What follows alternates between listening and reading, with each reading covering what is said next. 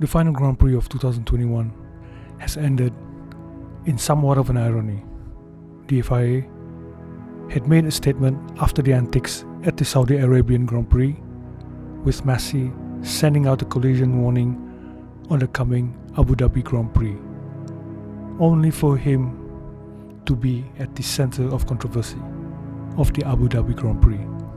With all the drama that unfolded after, it managed to divert one fundamental aspect of what actually caused it: Mercedes-AMG's strategy. Mercedes-AMG not wanting to pit Hamilton to lose out on track position, betting on the race to end under the safety car. The question is, did they weigh on the odds of that happening? When looking of previous races that ended under the safety car, there are 9 since the first one in 1999. Only one of them finished more laps than when the safety car came out in the Abu Dhabi Grand Prix, which was 5 laps before the end of the race.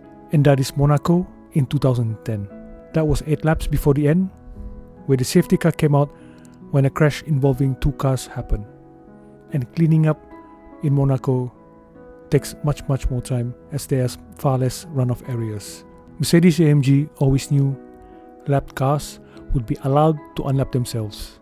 Hamilton's engineer even discussed this with Hamilton over the team radio, where Hamilton did not respond optimistically when told Verstappen would be behind him with new tyres.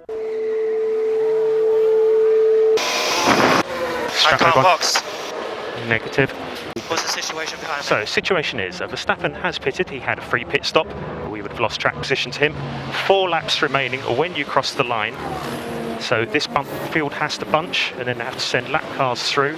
So it may not restart. Is he right behind me? He will be once they've sorted out all the order. This is going to take a while to sort out. It might be With one. new tyres.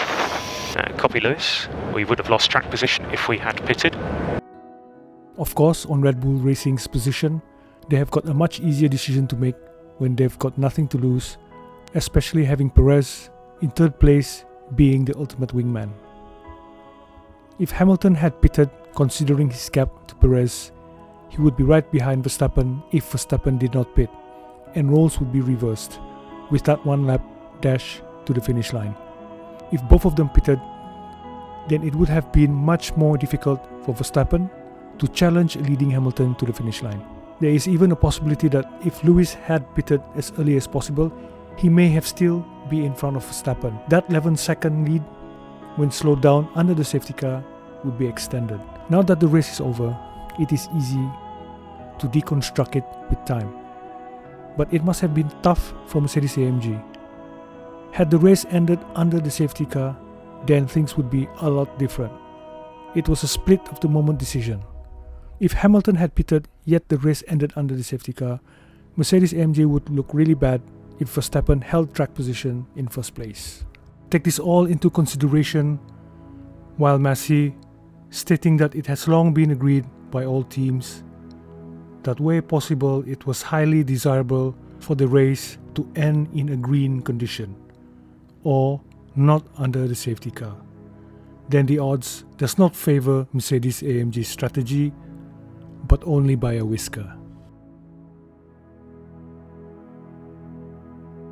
Now let's dwell into the angle of Mercedes-AMG's protest, invoking Article 48(12) of the sporting regulations.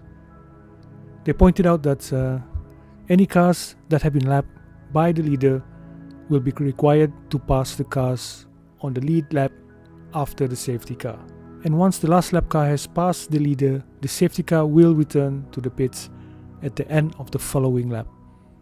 This is from Article 48(12) of the sporting regulations again. The irony here is that Messi only called for 5 lap cars to unlap themselves. And on Red Bull Racing side, in defense of Michael Messi, they argued that pointing out that Article 48(12) any does not mean all.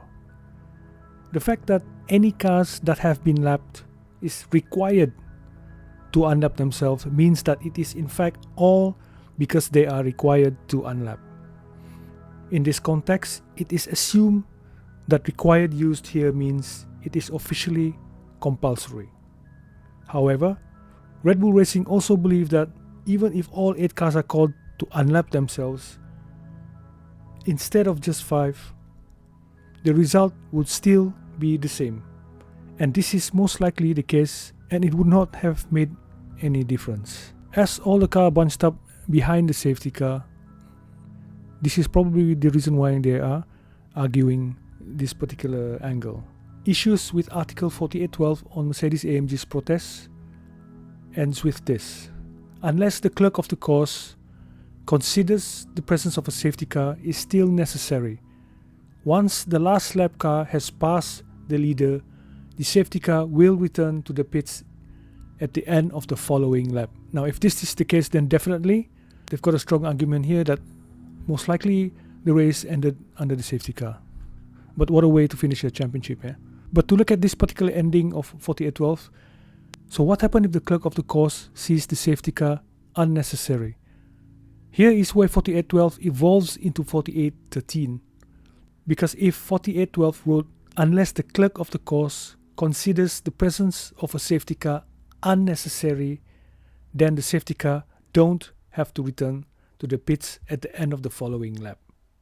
So you can see here that 4812 actually is evolving into Article 4813 of the sporting regulations, which writes, when the clerk of the course decides it is safe to call in the safety car, the message safety car in this lap will be sent to all competitors. This will be the signal that the safety car will be entering the pit lane at the end of that lap. So this points out that what Michael Masi did was actually within the sporting regulations. Hence, that's why they never got back their deposit.